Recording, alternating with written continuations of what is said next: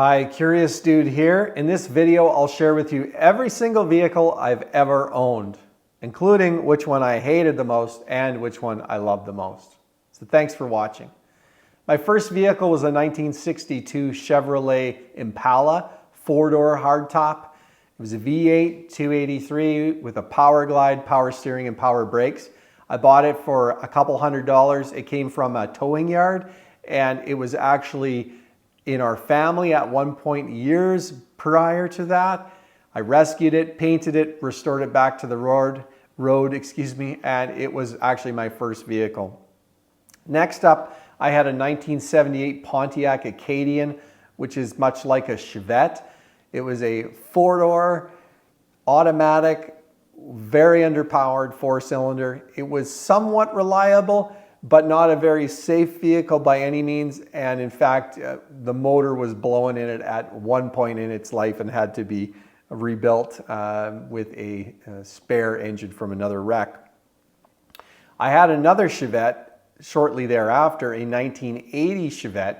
It was a two-door that I bought for $100 that had been rolled.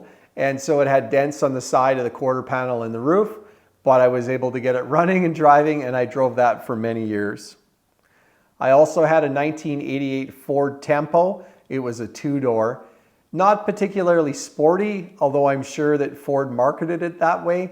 It was somewhat reliable. It was fuel injected and it had air conditioning.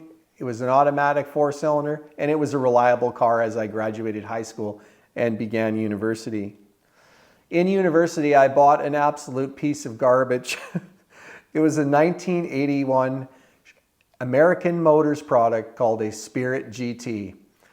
It was not sporty in any kind of way, despite an attempt by AMC to market it that way. It had the six-cylinder 258, which is used in Jeep products, and I suppose was until much recently. It was a four-speed, but there was nothing reliable about it. Nothing was not bent, broken, or damaged. And it was completely unreliable. It had broken door handles that would break continually. In fact, I couldn't lock the doors, and many times I couldn't open the doors. So I actually opened the doors by taking the glass in the driver's door and pulling it down with my fingers to then open from the inside. It was by far the worst car I've ever owned. And to top it off, because it's an American Motors product, you can't buy parts for it. So that was definitely my worst car of all time. I then had a run of Ford products. I owned several Mustangs. I had a 1990 Ford Mustang LX. That's the notchback version. It was a 5-liter, 5-speed, great car, lots of power, had a lot of fun with it.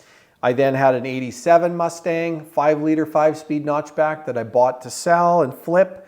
I had an 86 Mustang GT, T-tops, very rusty, 5-speed, 5-liter that probably leaked a liter or two or a quarter two of oil every week out of the side of the pan gasket. It kept me busy with repairs.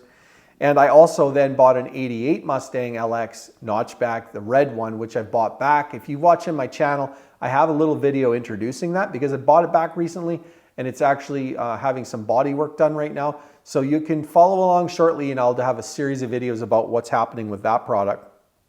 I had a 1984 Mercury Capri RS. No motor in it. I bought it to turn it into a race car. Never really did much with it, so ended up selling it quite quickly. I also had a Ford van. I had a 2001 Ford Windstar. At the time, I had young children, and it had leather interior power doors, a VHS system, all those great things that you want as a young family. It was so hard on fuel, and it was so expensive to drive that it didn't last long in our family, and we found something more economical, which ended up being a 2007 Pontiac Vibe. Great car. It's really a Toyota. It's a Toyota Matrix with a Pontiac badge. Super reliable. Has I think it has 350,000 kilometers on it. In fact, when I sold it, I actually sold it to a relative, and he is still using it to this day. It's been very, very reliable for him. I had a 1990 Ford Taurus. Great car, actually. Didn't pay a lot for it. Very comfortable, great on the highway. I'd never owned a sedan style vehicle, like more of a mid-size. Great vehicle, super reliable. The V6 was really great on fuel overall. Lots of positive things to say about that. I've had lots of oddball things. For example, I had a 1982 Volkswagen Scirocco two-door. The engine was damaged. It had inhaled some water in a puddle, and so I did a bunch of mechanical work to it. Great fun car to drive. Wow. Recaro seats, tight 5-speed, 1.8, maybe 100 horsepower. Was a really great car to drive though. Had a 1987 Jeep YJ, without the top on it, the soft top, no doors, big BFG tires. Was a super fun vehicle to drive in the summer. I also had a 2002 Ford F-150 for a short period of time, the Super Crew.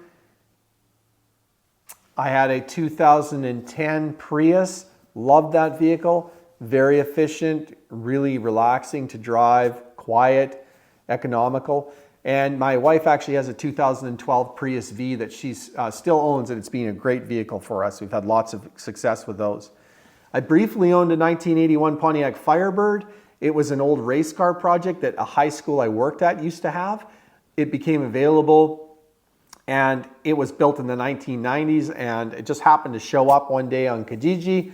So I bought it, and it ended up back at the school, and they are now using it as a project for students in their mechanics program. So that's been a cool thing. I also had a 1985 Dodge Omni GLH. It's a turbo 2.2 5-speed. Wow, that was a great car. Super fun to drive, tons of power, probably 175 horsepower, but it only weighed a couple of thousand pounds, so it was a riot. In fact, there's a video in the description to a walk-around link, walk-around video that I did about that vehicle. I also had a muscle car, 1969 Dodge Dart Swinger 340, 4-speed. It was a barn find that my brother and I purchased together and rescued and returned it back to the road and sold it quite a few years ago now. Great vehicle. It was really fun to be a part of that. Kind of had a connection to our family, and that was a great time.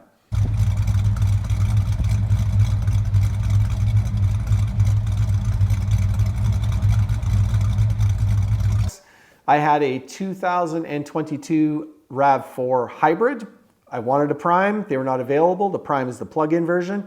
Loved the hybrid. It was great and it was efficient. However, the year later in 2023, a Prime did become available at the dealership, and so I bought a brand new RAV4 Prime.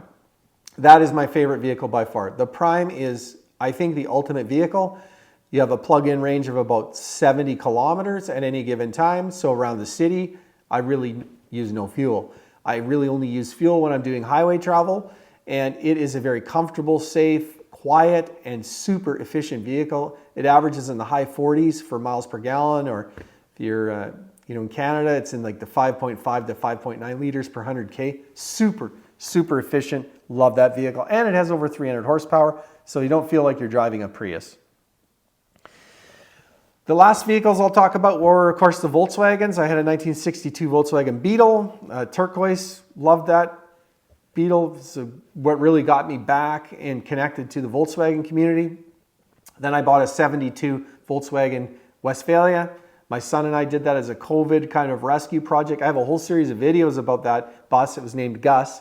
In fact, there's a link in the description too if you're interested in what we did there.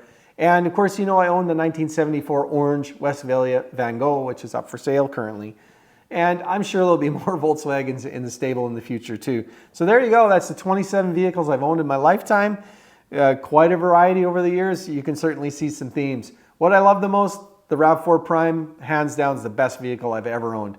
And hands down, I shouldn't say it, it's a tie for the worst. The Chevettes were garbage. Very unreliable. Had to spend a lot of spare time in junkyards picking up pieces that were broken on mine that needed repair. And without a doubt, the AMC Spirit GT takes the prize for the absolute worst vehicle I've had by a long shot. So there you go, all the vehicles I've owned.